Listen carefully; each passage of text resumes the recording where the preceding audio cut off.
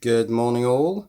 Christmas is a time to buy yourself lots of presents, but so as not to appear too selfish, you might want to consider something delightful and charming for your significant other. Now, I can't believe that your other half won't be completely thrilled with the contents of this elegant black satin box with orange piping. Let's have a look at what's inside. Well, this must be one of the most rugged power banks I've ever seen.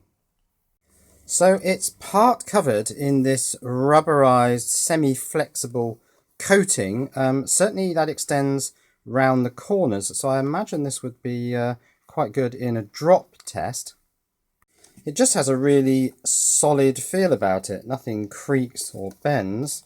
Yes, that's very solid.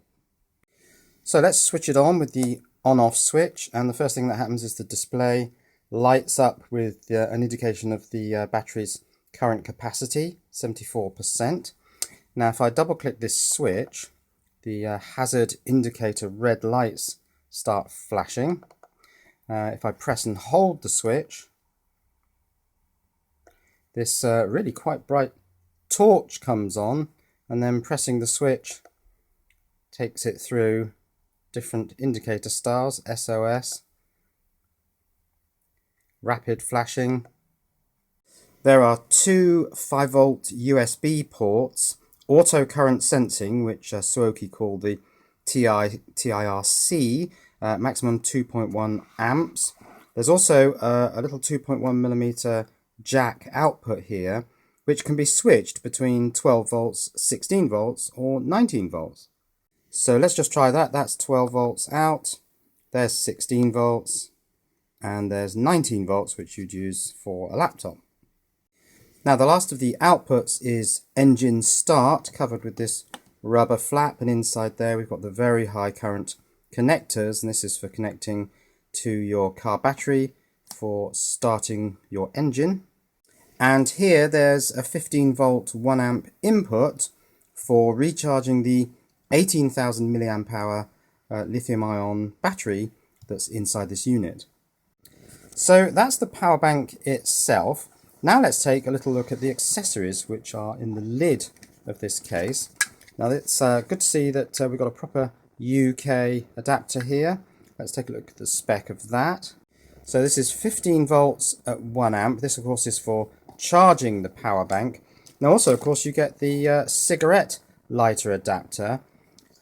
This you wouldn't think is 15 volts, but of course if the engine is running, then it's likely to be somewhere between 14 and 15 volts.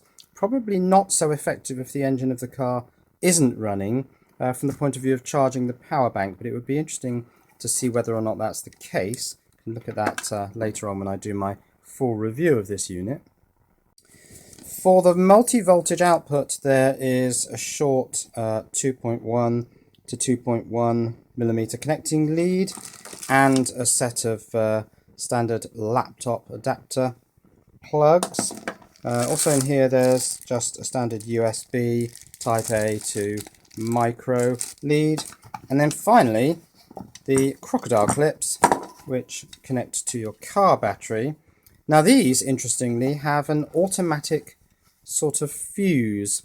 It's an automatic cutoff which presumably goes into error mode if there's a direct short across these two connectors. But it does beg the question, what's the difference between a direct short and the starter motor of a car?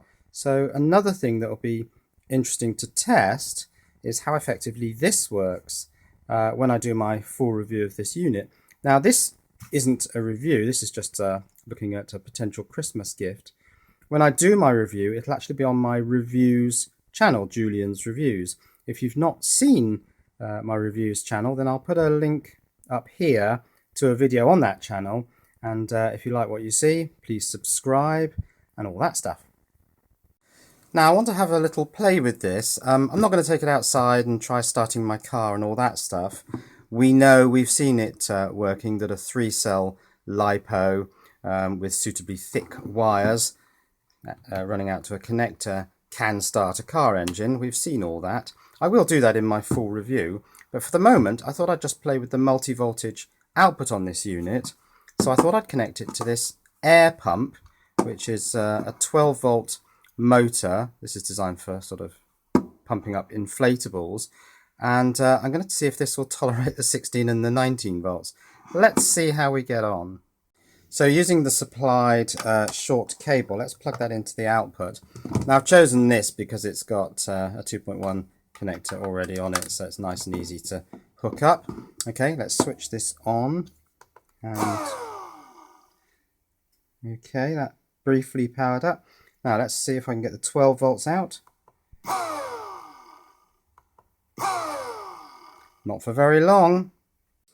Now in the manual it says that the 12 volts, 16 volts and 19 volt outputs are 2 amps, 3 amps and 3 amps respectively, so we should be able to get 2 amps at 12 volts. Now this unit is, where's the spec? It's 12 volts, 20 watts.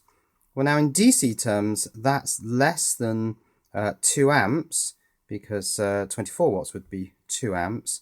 But I suspect that what's happening here is the inductive nature of this load is triggering the protection circuit on the multi-voltage output. So my guess is that if we can't get it to work at 12 volts, we're not going to have much luck at 16. That's not changing. Oh, it has now. So let's try that. No, that's switched it off. In fact, so much that I now can't switch it back on. Well, that's interesting. So now the unit seems to have tripped some sort of internal cutout, and it won't do anything. But I have noticed that if I plug in the charger, then it comes back on. That's now charging. Take that out, and we've restored the operation of the unit. But it doesn't seem to like a heavy load on the multi-voltage output. So now I've connected my old HP laptop up to the multi-voltage output on here. I've set it to 19 volts and it is charging the battery in the laptop. The battery is completely flat and actually doesn't really hold a charge.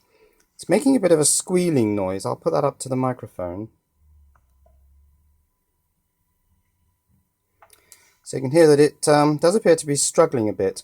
Now the maximum current at 19 volts on here is 3 amps. Let's see what happens if I switch the laptop on. And this has immediately gone off. So it doesn't seem to be able to sustain the current for both charging the laptop and also running it. That tips it over the edge. Now this is perhaps not surprising, not sure whether you can see that it is in extremely tiny print, but the power supply for the laptop is 18.5 volts at 4.9 amps. So this laptop does look like it takes a lot of current. The power bank can only supply 3 amps. I mean, maybe today's laptops, can you still get laptops? But anyway, maybe today's laptops take less current than these old beasts.